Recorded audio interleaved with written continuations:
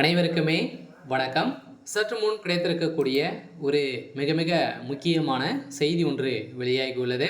சற்று முன் உதயநிதி ஸ்டாலின் திகார் சிறையில் அடைப்பு, போலீஸ் குவிப்பு, இது மாதிரி செய்திகள் வெளியே இருக்கு. இப்போ சமீப காலத்திலேருந்து 1 வீக்லேருந்து பார்த்தீங்கன்னா டாஸ்மாக் கூடிய நிறுவனத்தில் நடந்த ரெய்டின் அடிப்படையில் மீண்டும் இரண்டாவது முறையாக பார்த்தீங்கன்னா அதிரடியாக தமிழகத்தில் சென்னையில் பார்த்தீங்கன்னா டாஸ்மாக் கூடிய நிறுவனத்தில் மேலாளராக இயக்குநராக இருந்த விசாகனுடைய வீட்டில் ரைடுகள் நடந்தது. ஸோ அதே மாதிரி உதயநிதியுடைய நண்பருடைய வீட்டிலும் ரைடுகள் நடந்தது. இந்த ரைடின் அடிப்படையில் தான் இந்த முக்கிய புள்ளிகள் அனைவருமே இப்போ பார்த்தீங்கன்னா வெளிநாடு தப்பி ஓடிய சம்பவம் பெரும் பரபரப்பை ஏற்படுத்தியிருக்கு.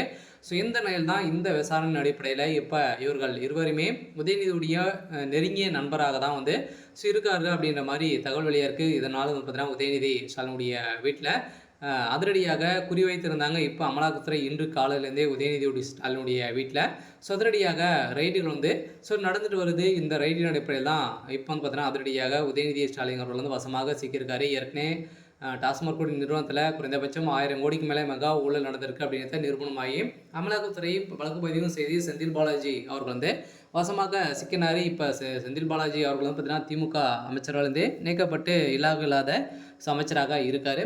ஸோ இதைத் தொடர்ந்து இப்போ ஒவ்வொருத்தராக பார்த்தீங்கன்னா திமுக தலைமையகத்தை ஒட்டுமொத்தமாக காலி செய்யக்கூடிய அளவிற்கு இப்போ சம்பவம் மேலே சம்பவம் செஞ்சுருக்காங்க. இதனால் உதயநிதியுடைய வீட்டில் அதிரடியாக கை வைத்திருக்காங்க. சொல்ல பார்த்தீங்கன்னா இப்போ அதிரடியாக டெல்லி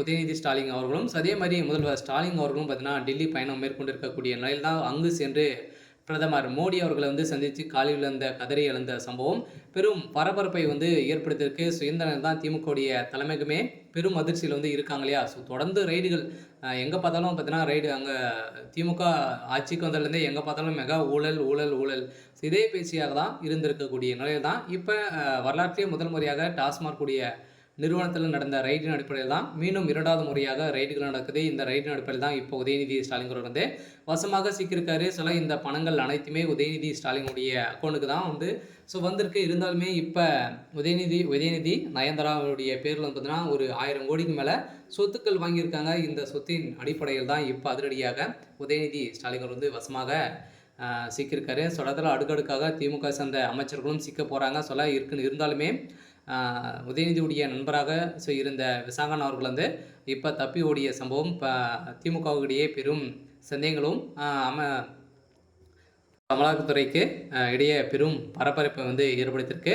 ஸோ இந்த நிலையில் தான் இதன் அடிப்படையில் உதயநிதியுடைய வீட்டில் அதிரடியாக ரைடுகள் நடக்க போகுது அப்படின்ற மாதிரி தகவல் வெளியாக இருக்குது. ஸோ இதனால் பார்த்தீங்கன்னா ரைடுக்கு பயந்து உதயநிதி ஸ்டாலின் அவர்களும் முதல்வர் ஸ்டாலின் அவர்களும் பார்த்தீங்கன்னா பயந்து ஓடிய சம்பவம் அதிர்ச்சியை சொல்லிச்சிருக்கு. சரி, ஓகே. ஸோ இன்றைக்கான அப்டேட் இதுதான். மறக்காமல் நம்மளுடைய சேனலை சப்ஸ்கிரைப் பண்ணி சப்போர்ட் பண்ணுங்கள். தேங்க்யூ.